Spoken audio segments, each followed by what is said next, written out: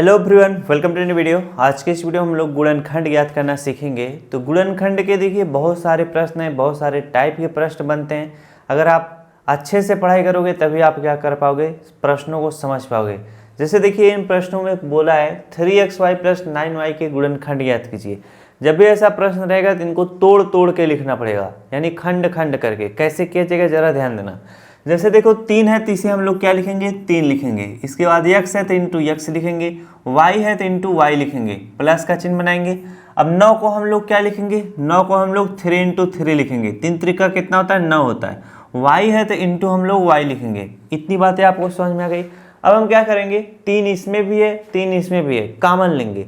Common क्या चीज़ होता है, जैसे देखो प्लस का चिन्ह बीच में है, प्लस का चिन्ह है, प्लस के इधर देखो प्लस के उधर देखो, जो चीज़ें दोनों में पाई जाएंगी वही चीज़ें क्या होती हैं, कॉमन होती हैं। बातें समझ में आ गई। अब यहाँ पर देखो 3 इसमें एक बार है, इसमें 2 बार है, तो हम 1 3 कॉमन ले लेंगे। x इसमें एक बार है, इसमें x है ही नहीं, इसमें y 1 है, इसमें y 1 है, तो हम एक y क्या करेंगे, इस तरह से कॉमन ले लेंगे। तो 3 से 3 कट जाएगा, बचेगा इसमें क्या, x बचेगा। y से y कट जाएगा, तो अब यहाँ पर प्लस का चिन्ह बनाओ। 3 से 3 कटेगा, अब यहाँ पर 1 3 बचेगा तो 3 लिख लो। y से y कट जाएगा तो ब्रैकेट बंद कर दो, कुछ भी नहीं बचा हुआ है। अब यहाँ पर यही आपका क्या हो जाएगा, आंसर हो जाएगा। जब भी ऐसा प्रश्न पूछा जाएगा इनको आप हमेशा इसी तरह से करिएगा। कोई भी दिक्कत या परेशानी पहले वाले सवाल को समझने में नहीं हुई होगी। चलिए अगला प्रश्न कराते हैं।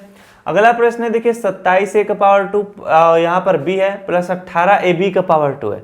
जब भी ऐसा सवाल आएगा तो कैसे करोगे, 27 का हम लोग क्या करेंगे, इस तरह से गुणनखंड निकालेंगे। अब कैसे निकलेगा, 3 से काटेंगे, 3 9 27, 3 से काटेंगे 3 त्रिका 9, 3 से काटेंगे 3 1 3। अब उसी तरह से हम 27 को लिखते हैं 3 इंटू 3 लिख लेंगे। 3 त्रिका 9, 9 त्रिक 27। a⁴ का मतलब a इंटू कितना हो जाएगा, a हो जाएगा। b का मतलब इंटू b हो जाएगा, प्लस का चिन्ह बनाओ। 18 को हम लोग क्या लिख सकते हैं, 18 को हम लोग लिख सकते हैं 2 इंटू 3। अब देखिए 2 3 6 छत्री कितना हो जाएगा, 18 हो जाएगा। बातें समझ में। उसी तरह से आप 18 का इस तरह से गुणनखंड निकाल लेना। 2 से काटोगे 2 9 18, 3 से काटोगे 3 त्रिका 9, 3 से काटोगे 3 1 3। तो बस इसी चीज़ की आवश्यकता होती है, वही चीज़ लिखे हैं 2 इंटू 3, 2 इंटू 3। बातें समझ में आ गई। अब यहाँ पर लिखेंगे a है तो इंटू a लिख लो। अब b की पावर 2 को हम लिखेंगे v इंटू b लिखेंगे। बातें समझ में आई। अब यहाँ पर हम क्या करेंगे, कॉमन लेंगे। प्लस के इधर देखो प्लस के उधर देखो, जो दोनों में रहेगा वही कॉमन होगा।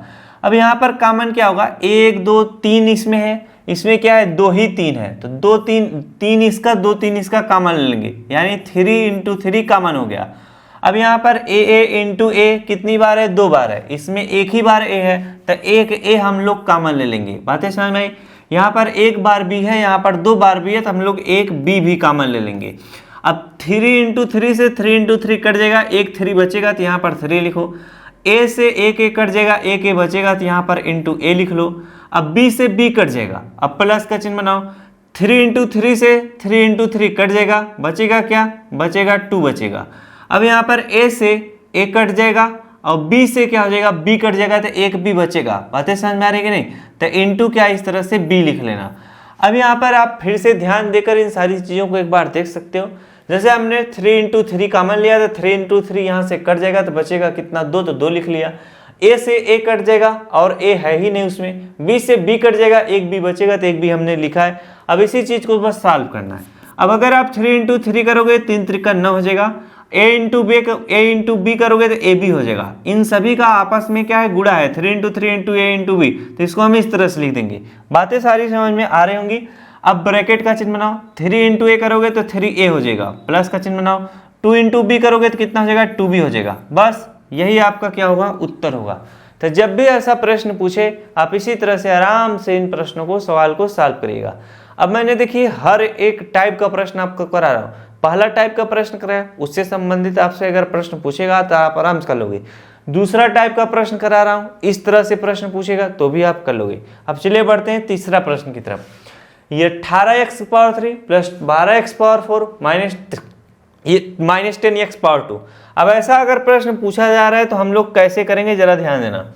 यहाँ पर 18 को हम लोग क्या लिख सकते हैं, थोड़ा इसको मैं इस साइड कर देता हूँ, इस साइड आओ भाई, आओ इधर आओ, इधर आओ।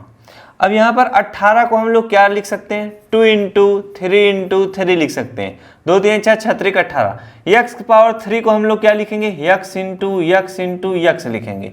12 को हम लोग क्या लिख सकते हैं, 12 को हम लोग लिख सकते हैं 2 इंटू 2 2 दूना 4 गुणे 3 लिख सकते हैं। अब 12 का आप इस तरह से गुणनखंड निकाल लेना, 18 का नहीं आ रहा है तो 18 का इस तरह से गुणनखंड निकाल लेना, जितना आएगा वही चीज़ यहाँ पर लिखते हुए जाना। बातें समझ में आ रही हैं सारी चीज़ें। अब यहाँ पर हमने 12 को लिख लिया, 2 दूना 4 4 3 12। यक्स पावर 4 है तो इंटू कितना होगा, यक्स इंटू यक्स हो जाएगा।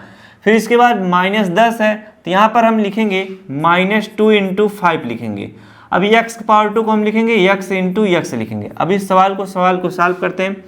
यहाँ पर देखो 2 है, इन तीनों में कॉमन खोजना है, इसमें और इसमें और इसमें कॉमन खोजना है। तो कॉमन क्या चीज़ होता है, जो दोनों में पाया जाए वही क्या होता है, कॉमन होता है। तो यहाँ पर देखो 2 इंटू 3 है।